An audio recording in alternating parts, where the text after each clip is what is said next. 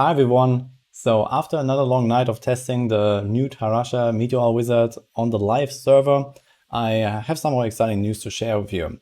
I tried out all kinds of things and made new defeat planner setups for them. You're gonna find them in the description.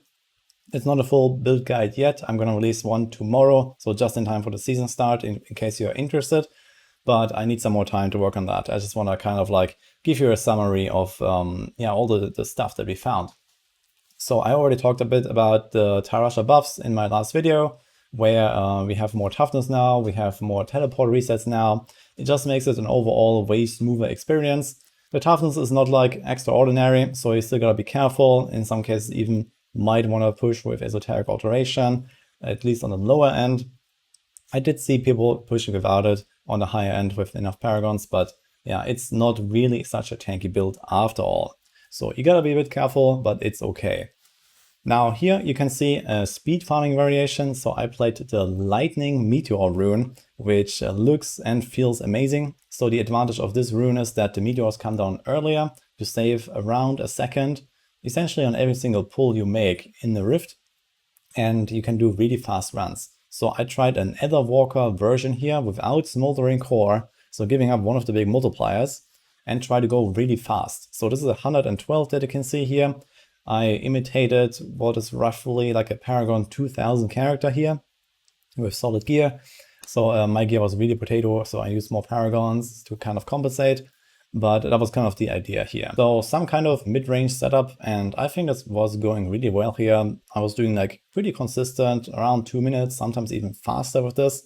The Smoldering Core setup is something that is suited for like slower and higher runs. So there, last time I was doing like 120s in like 3 minutes, but that's kind of like tough to do this time. So sometimes it can even be above that because it's just not really as mobile and you need to stack up the meteors first. But I gotta say, this fast lightning Etherwalker setup felt amazing and it's pretty solid to speed farm. It's not like the new Strafe Impale level of speed farming, but it's gonna be really good. I believe probably the best that you can do on a wizard.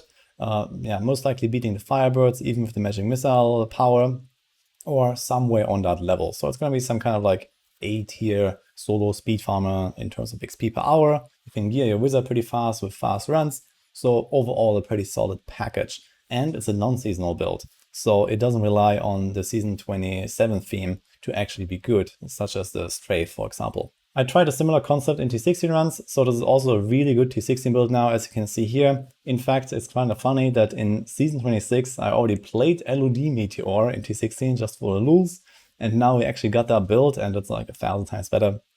So we have all the damage in the world to just one-shot everything, and you have this insane AoE coverage with the meteor showers, the lightning rune yet again, where meteors come instantly. It just feels amazing. I believe this is probably the best T16 wizard build now as well. In fact, if you really want, you can actually make an automated version where you numlock your explosive blast for one meteor, and then you have the ice armor blocking the other meteor, and they alternate between each other. And you don't actually have to press any buttons, so you just teleport around and do nothing. Obviously, it's not as good because you miss the AoE coverage and the amount of meteors falling, but if you just don't want to do anything while farming T16, then this might be a pretty good build for you. Now let's talk about the solo pushing, and this is where things get really interesting. What you see me playing here is a star packed version, and I don't have a generator. So this is something that I originally suggested to Rob last night. He was pushing a lot of solo, I've talked about that, he cleared like this 147 and stuff like that. And I was kind of like, yeah, we should try this with Star Pact with, more resource recovery, basically. Now, the issue that Tarasha has is you don't have an offhand, so there's no arcane power on crit.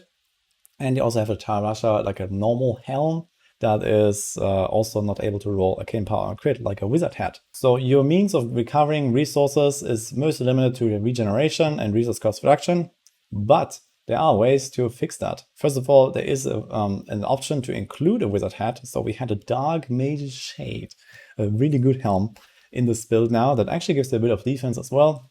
And this one is able to roll arcane power on crit.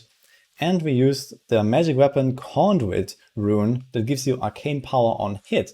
And those things combined actually gives you a lot of resource recovery, as you can see here, especially when you spam meteors. You have this ground effect dot that gives you more and more resources. And in a large pool, you effectively fill up your entire resource bar between your shots.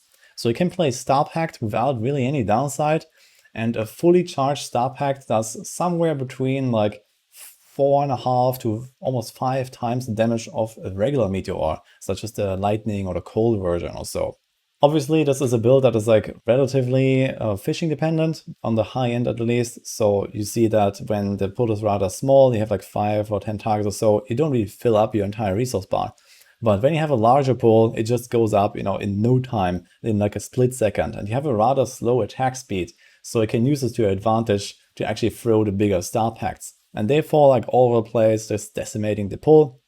And there are actually some GR 150 clears on the high end with high paragons on the leaderboards already. I believe that this is the strongest combo you can do with Tarasha right now, or something quite close to it at the very least. And you might be worried about the boss kill, but the boss kill is actually not that terrible because you have rather high boss damage. So first of all, you have the Nilthor's Boast boots that gives you extra single target damage, which is not insignificant. And you also have, in general, rather high single target damage because of the small impact radius of the meteor. So while the resources are kind of low, and it might take a while, it's not like an atrocious boss fight like on a Nova level or so. It's kind of okay. I did try another solo push with the cold version of the build, as you can see here. This is the Comet rune, and it's also okay. So if you really don't like the Star Pact playstyle, this is an option. There's also a setup for it in the planner. So here you also have the advantage, you chill enemies, you freeze enemies, it makes it a bit safer, it makes the resource management a non-issue almost, and you have like more consistent damage. So on the like more casual end, this is also pretty good. We also tried some group GR speeds, as you can see here. Again, we tried to go for like roughly 2k Paragon characters or so. So GR 123s, this ended up being like around 3 minutes, sometimes a bit slower. So it's kind of tough to really achieve a good pace of this, because Meteor is, just you have to wait for the impacts, you have to wait for the smoldering core stacks and the teleport. While it does reset way faster than usual, it's not like Adder Walker teleports. So it's kind of tough to do like 2-minute runs or something like that. On a really good map that can happen, but I guess the average would be expected around 3 minutes. So to compensate, to make this like a really good meta, you have to go really high. And it's fairly solid, so it's not bad, but it will not really be like on the level of Rats. It will not be on the level of Hammer of the Ancients or Impale Strafe or something like that. So if you really want to play double wizard with your friends, it definitely works, but it's not going to be like top tier for that. We also tried Tarasha in the higher tiers, as you can see here. This is 150 with Rob carrying, this time with his full paragons, but you can see this is going like smooth as butter, easy peasy. Now, this is not as good as like a Nova or a Hoda trash killer in Season 27. So it does get outclassed by those builds. But there is one niche in particular that Tarasha can fill quite well. And that is the kind of like in-between of like a good trash killer and a good Rift Guardian killer. Both Hoda and especially Nova are extremely bad at the boss. So in a 2-man push with one support and one of those trash killers, you barely can kill a boss. And this is only in like the most optimistic scenario. And in 3-man, people usually play one support and then they have like, for example, a Nova plus a Ravma or a Nova plus Impale or so to have someone to kill the boss for them to make the time overall better. But then you carry like the dead weight of a Rift Guardian killer through the Rift. But what you can actually do in 3-man is you can play double support with a Tarasha wizard. So Rob has done this, that actually took the rank 1 on the live server of that in 3-man on the current standings.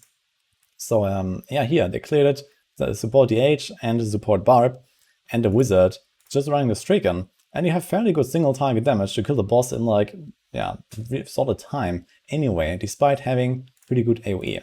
So this is actually what I expect to be most likely the 2- and 3-man push meta, or at the very least it's going to be a competitive option to the others. For 4-man pushing, I believe that Meteor is not really going to cut it. You can clear the 150s, but Nova and Hoda are better. And Nova is a non-season build, so this is going to stay after Season 27 as well. Hoda is going to fall off without the shockwave power, but there is at least one much better trash killer around that people are using. In case you're wondering what kind of weird setup I'm playing here, I'm playing a reverse Archon Firebird RGK with Meteor on my bar, with Smoldering Core in the cube. because as I had discussed in my other video, it turns out you can stack Smoldering Core for every wizard in the party. So here we have Rob playing the Archon Bazooka wizard and essentially not throwing any meteors until the big nuke, and I am stacking the Smoldering Core for him. So we tried that with kind of like, me supporting in the Rift, and it actually worked rather well. So as you can see here, when you're not actually forced to accidentally kill half the pool prematurely from stacking up Smoldering Core yourself, you can do some pretty big booms with all the area damage and Vector Force stacks and this kind of stuff. And it did work pretty well. So the Bazooka is kind of back, but unfortunately not the strongest. And it still has some other troubles, like it's very hard to gear, very hard to play. Like even Rob messed up his rotation relatively often, or when the supports mess up and don't give them the CC immunity with IP, or we had the Monk here with the Inner Sanctuary, then he would get the Stone Gauntlets effect. So there was a lot of difficulties involved here. But if you pull it off, it's actually fairly good. In any case, if you have any intentions to play the old school Bazooka, Wizard, Archon, LOD, etc., then be warned, it's really hard. And you see that the results are not necessarily even that much better than the Tal Rasha. So previously I showed a Tarasha clip in 150, this is the LOD Bazooka, and the Tarasha was doing just fine, and it's like 1,000 times easier to do. So again, this is a bit like the solo push version that I described with the huge arcane power recovery, and you just spam those meteors in there. You don't really care much about anything. And I think at some point Rob was even playing this with Pain Enhancer with like, 3 or 4 arcane meteor casts per second, and he was refilling his resources in those large pools. This is how crazy this resource recovery is, and how you can spam those star pacts. So it does work really well with this magic weapon conduit and arcane power on crit. And this is essentially what you want to do. And this kind of like made the Bazooka wizard lose a lot of its value of having this one big nuke. While it is very powerful, it's just like too infrequent because you just spam meteors basically on the other versions. So I described pretty much all the different setups now that we tried and that are important, I guess. So the only real question mark is, what about LOD, Meteor, Solo Push, which was also expected to be most viable with the Bazooka setup, basically. And I believe that we might also see something similar to what I've shown on the Tarasha with like Meteor spam. So you don't play Archon and you play it with like just spamming star packs in a very similar fashion.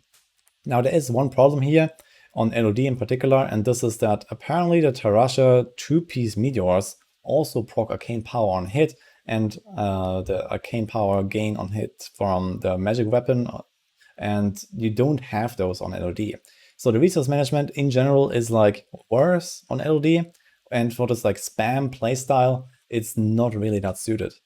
I didn't get around to testing the LOD Meteor like solo push myself, and I don't have the gear for it, and I don't want to spend like hours crafting and wasting all my non-season materials for that.